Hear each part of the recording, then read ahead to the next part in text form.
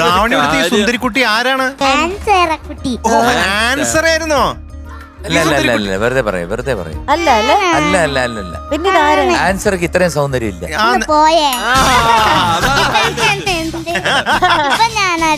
ആൻസറുടെ കേട്ട് പഠിച്ചാരോ വന്നതാണോ? ആൻസർ ആണെങ്കിൽ ഒന്ന് പോയ നല്ല ശക്തിയായിട്ടാ പറയുന്നത്. പണ്ടൊരു ആൻസർ ആണെങ്കിൽ നമുക്കറിയായിരുന്നു. ഉരുളക്കുപ്പേരി പോലെ നോക്കാതെ മറുപടി പോണിറ്റെയിൽ എന്നൊക്കെ വിളിച്ചു. ആൻസർ അല്ല ഇത്, വേറെ വഴിതെറ്റി വന്ന ആരോ.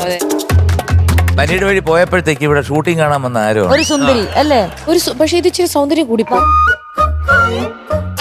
പ്രശ്നം ഉണ്ടെന്ന് തോന്നുന്നല്ലേ ഇവിടെ.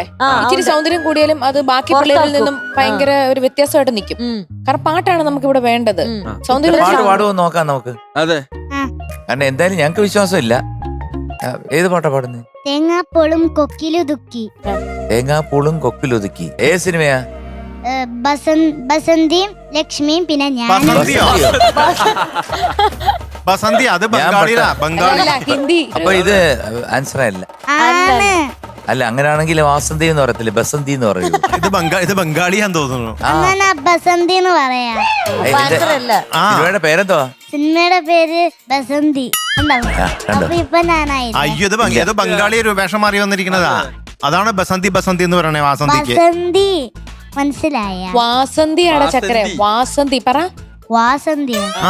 വാസന്തിയല്ല, വാസന്തിയും ലക്ഷ്മിയും പിന്നെ ഞാനും. അതെ, ബാക്കി ഡീറ്റെയിൽസ്.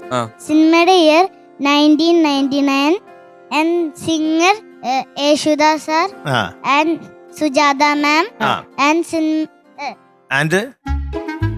മൈക്കട് തലക്ക് ഡേഞ്ചർ. നീ സിനിമയുടെ പാട്ട് എഴുതിയത് എന്ത്?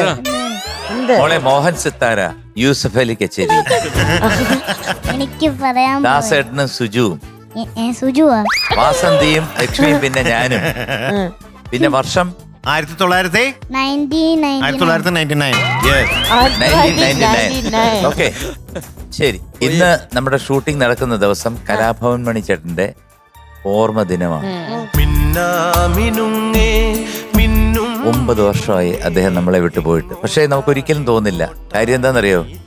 അദ്ദേഹത്തിന്റെ പാട്ടുകളിലൂടെയും അദ്ദേഹത്തിന്റെ വ്യക്തിത്വത്തിലൂടെയും മനുഷ്യരെ സഹായിക്കുന്ന, മനുഷ്യനെ മനുഷ്യനായിട്ട് കാണുന്ന പൂർണ്ണതയുള്ള ഒരു വ്യക്തിയാണ് കലാഭവൻ മണി. അതുകൊണ്ട് നമ്മൾ എവിടെ പോയി കഴിഞ്ഞാലും ലോകത്തിന്റെ ഏത് കോണില് കലാഭവൻ മണിക്ക് ഒരു സ്ഥാനമുണ്ട്, ഒരു കസേരയുണ്ട്.